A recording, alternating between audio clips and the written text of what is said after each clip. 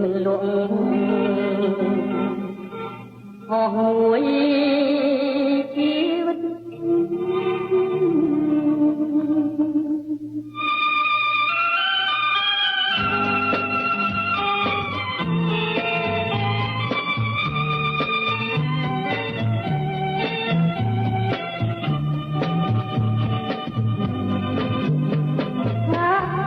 ជាមនុស្សឬទេវតា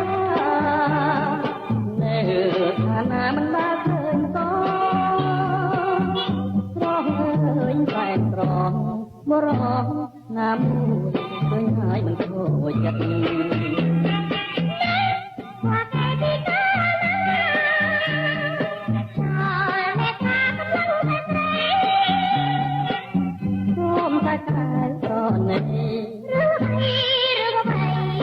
ព្រៃខូចចិត្តហើយ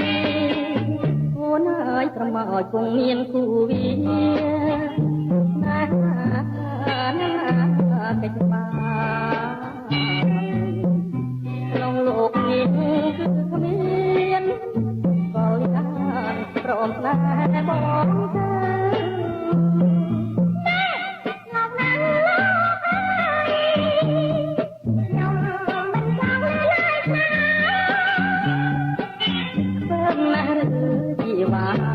ជាថា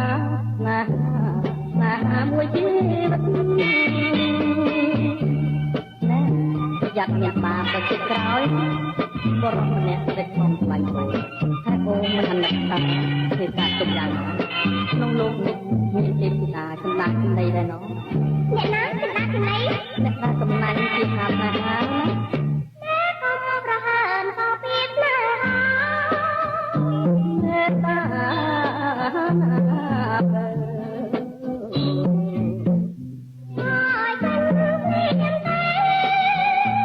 បងគូននៅ